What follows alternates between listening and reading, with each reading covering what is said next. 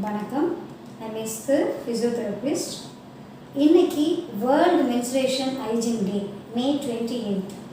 ஏன் இந்த மே 28 சூஸ் பண்ணியிருக்காங்கன்னா, ஆன் அன் ஆவரேஜாக ஒரு விமனோட சைக்கிள் பீரியட் சைக்கிள் பார்த்திங்கன்னா 28 டேஸ் இருக்கும். ஸோ அந்த 28 அப்படிங்கிற டேட் மே மந்த்தை எதுக்காக செலக்ட் பண்ணியிருக்காங்கன்னு பார்த்தீங்கன்னா 2 to 7 days அப்படிங்கிறது ஒரு பீரியட்ஸுடைய average duration. So on an average 5. அதனால தான் மே 28 செலக்ட் பண்ணியிருக்காங்க வேர்ல்டு மென்சுரேஷன் ஹைஜீன் டேவா.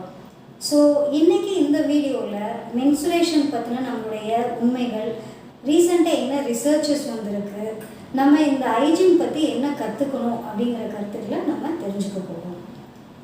ஸோ இப்போ ரீசெண்டாக எல்லாருமே கேட்குற ஒரு கேள்வி என்னென்னா, பெண் குழந்தைகள் சீக்கிரமாக இப்போ வந்து அட்டைனிங் பியூபர்ட்டி ஏன் அப்படிங்கிற இந்த கேள்வி தான் நம்ம எல்லாருக்குள்ளேயும் இருக்குது.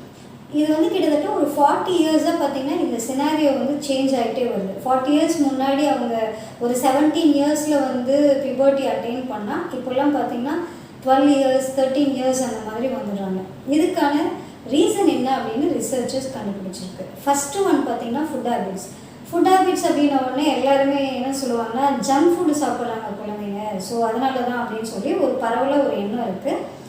அது கொஞ்சம் தவறான கருத்து தான். ஏன்னு கேட்டிங்கன்னா, ப்ரீவியஸ்லி நம்மளாம் சின்ன குழந்தைங்களாக இருக்கும் பொழுது பீரியட்ஸ் டைமில் நிறைய சாப்பாடு கொடுக்க மாட்டாங்க. ரெஸ்ட்ரிக்டட் ஃபுட்டு தான் தருவாங்க. இது சாப்பிடக்கூடாது அது சாப்பிடக்கூடாதுன்னு சொல்லுவாங்க.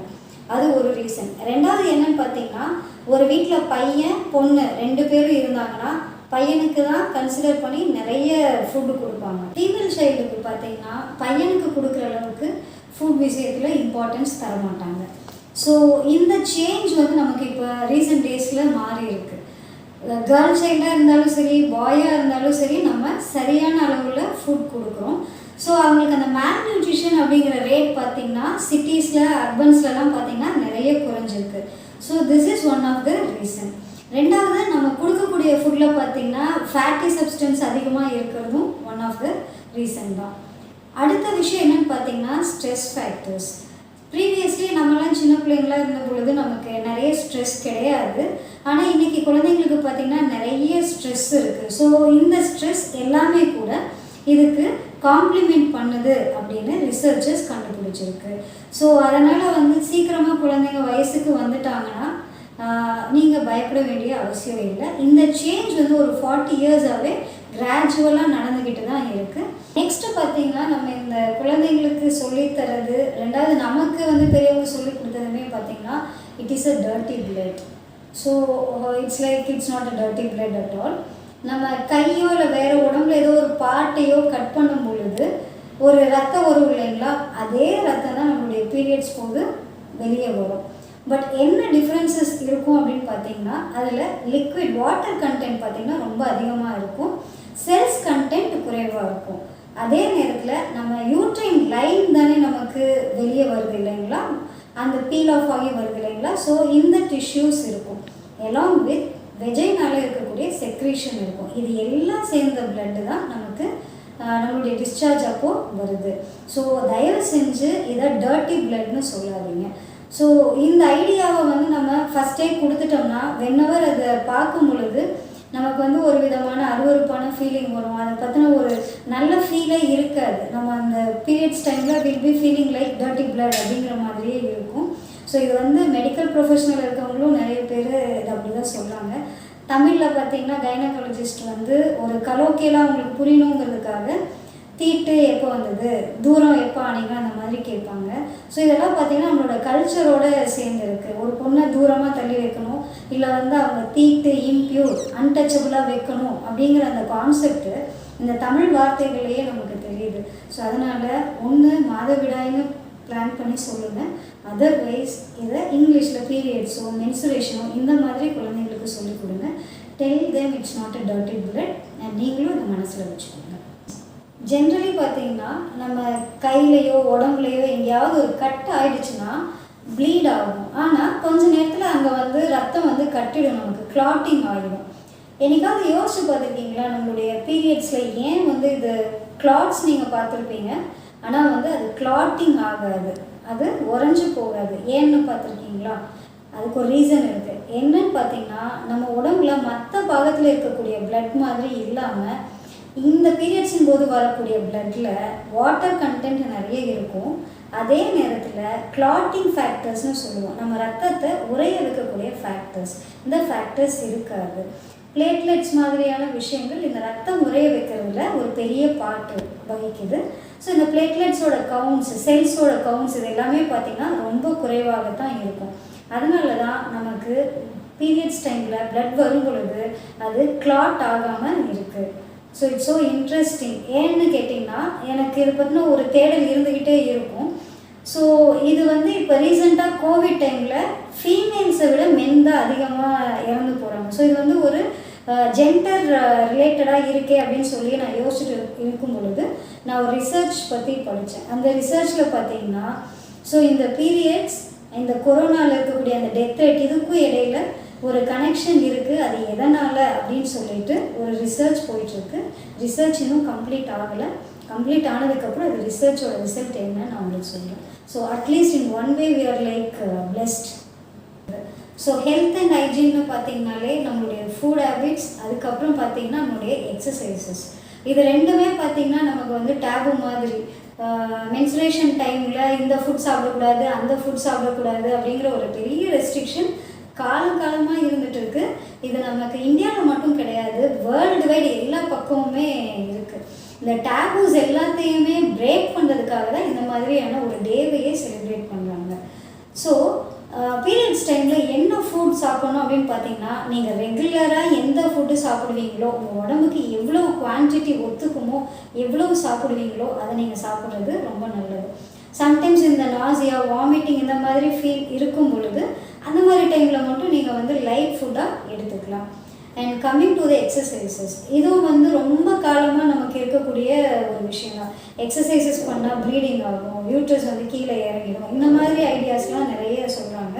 ஸோ இது ஒரு ரேர் கேசஸில் அவங்களுக்கு ஏதாவது ஃபிசிக்கலாக ஆல்ரெடி ப்ராப்ளம் இருந்ததுன்னா ஓகே. அதர்வைஸ் பார்த்திங்கன்னா பீரியட்ஸ் இருக்கிற எந்த ஃபீமேல் வேணாலும் எக்ஸசைசஸ் பண்ணலாம். எந்த எக்ஸசைசஸ் பண்ணணும், எவ்வளவு தூரம் அவங்க இன்டென்சிட்டியில் பண்ணணும், எவ்வளவு நேரம் பண்ணணும் அப்படிங்கிற அந்த கைடன்ஸோடு பண்ணினாங்கன்னா exercises are all good to the menstruation time also.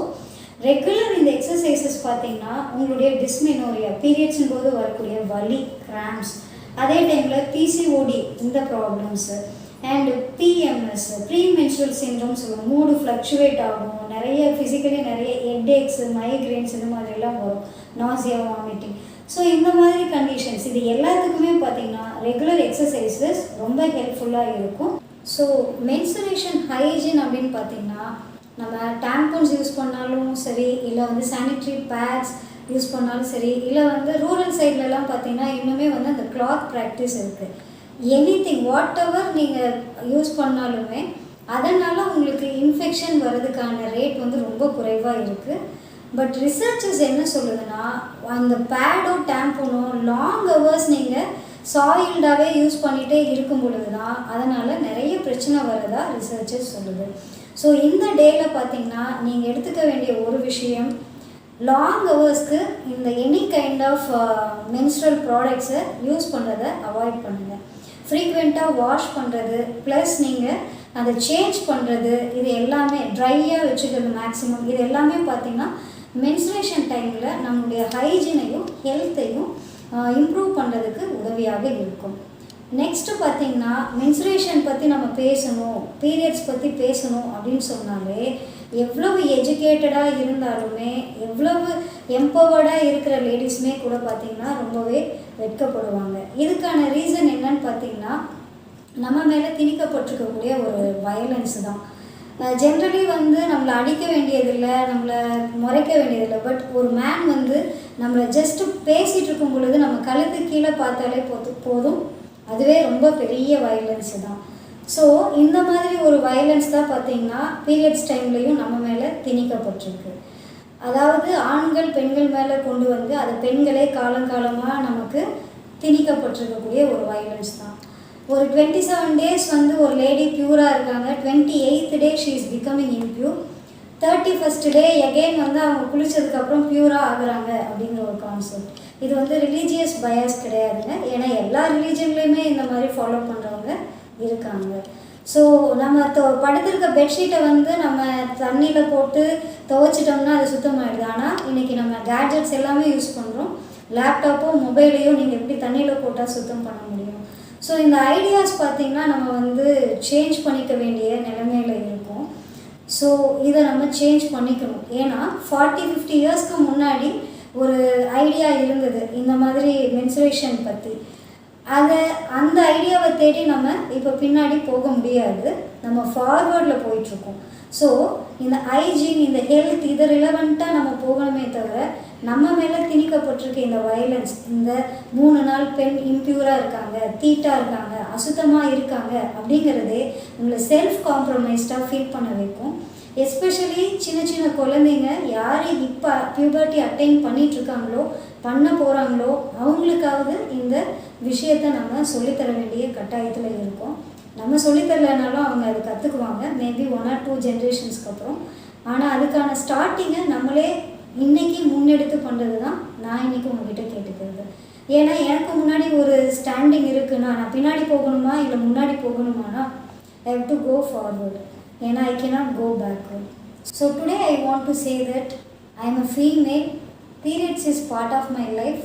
I am not ashamed of my menstruation. And what about you?